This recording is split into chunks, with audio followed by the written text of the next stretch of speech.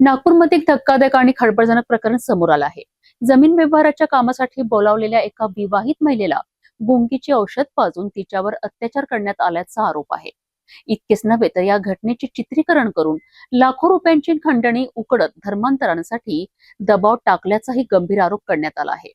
या प्रकरणी सोनेगाव पोलिसांनी 2 आरोपींना अटक केली असून तपास सुरू आहे. उपराजधानी नागपूरमध्ये विवाहित महिलेवर अत्याचार करून धर्मांतरांसाठी दबाव टाकल्याचा गंभीर प्रकार समोर आला आहे. पीडित महिलेने नागपूरच्या सोनेगाव पोलीस ठाण्यात तक्रार दाखल केली असून पोलिसांनी तत्काळ कारवाई करत 2 आरोपींना अटक केली आहे. तक्रारीनुसार जमीन व्यवहाराच्या कामाकरिता महिलेला नागपूर वर्धा मार्गावरील इम्पेरियल ग्रीन हॉटेलमध्ये बोलावण्यात आले होते. तिथे तिला गुंगीचे औषध पाजून आरोपी अय्याज मदार याने अत्याचार केल्याचा आरोप महिलेने केला आहे. याच घटनेचे चित्रीकरण करण्यात आले आणि त्याच्या आधारे महिलेला धमकावून 3 लाख रुपयांची खंडणी उकाडण्यात आल्याचाही आरोप करण्यात आला आहे. तसेच आरोपी अय्याज मदार आणि अमीर शेख यांनी आळीपाळीने अत्याचार करत धर्मांतरासाठी दबाव टाकल्याचा गंभीर आरोप पीडित महिलेने केला आहे. या प्रकरणाची माहिती मिळताच सोनेगाव पोलिसांनी गुन्हा दाखल करून दोन्ही आरोपींना अटक केली आहे. सध्या पोलिसांकडून प्रकरणाचा सर्व बाजूंनी तपास सुरू असून पुढील चौकशी करण्यात येत आहे. यामध्ये जे आहे आमच्या पोलीस स्टेशन हद्दीमधील जे आहे जे हॉटेल आहे इम्पेरियल हॉटेल, या ठिकाणी जे आहे विक्टीम आणि यामधील जो मुख्य आरोपी आहे अय्याज मदारे म्हणून, यांचे जे आहेत शारीरिक संबंध जे आहेत या ठिकाणी 8 फेब्रुवारी 2025 रोजी जे आहेत ते झालेले आहेत. या घटनेमध्ये जे आहे जे फिर्यादीने नमूद केलेलं आहे त्यामध्ये तिने आमच्याकडे जे आहे एक काढलेला जो व्हिडिओ आहे त्या मुलासोबत आरोपीसोबत तो आमच्याकडे प्रेझेंट केलेला आहे. त्याच्यानुसार जे आम्ही आपण मी सांगितलं आपल्याला की ब्लॅक मॅजिक ॲक्टचे आपण सेक्शन त्यामध्ये लावलेले आहे. त्यानंतर जे आहे विक्टीमचं असं म्हणणं आहे की तिला जे आहे एक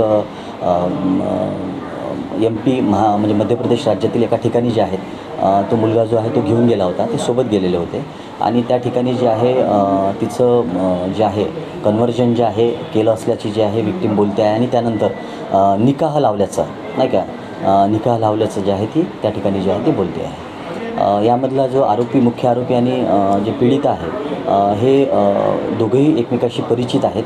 म्हणजे त्यांच्या बऱ्याच वर्षापासून जो आहे ते एकमेकाला परिचित आहेत.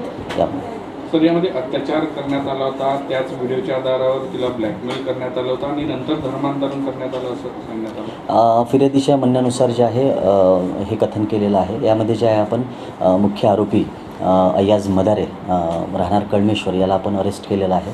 त्याचबरोबर जे आहे त्याला सहकार्य करणारा त्याचा मित्र यालासुद्धा अमीन शेख नावाचा यालासुद्धा आपण या ठिकाणी जे आहे अरेस्ट केलेलं आहे. आणि आपल्या याच्यामध्ये जे आहे जे फिर्यादीचं म्हणणं आहे जे पीडितेचं म्हणणं आहे त्या अनुषंगाने जे आहे आपण सखोल तपास जो आहे तो वरिष्ठांच्या मार्गदर्शनामध्ये सुरू आहे. सर किती आरोपी आहे नेमके? यामध्ये जे आहे 3 आरोपी जे आहेत दिसत आहे. त्याच्यातले आपण 2 आरोपी अरेस्ट केलेले आहेत आणि एक टीम जी आहे आपण रवाना केलेली आहे 3ऱ्या आरोपीला पकडण्यासाठी.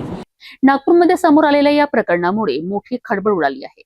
पीडित महिलेने केलेले आरोप अत्यंत गंभीर असून पोलिसांकडनं या संपूर्ण प्रकरणाचा सखोल तपास सुरू आहे.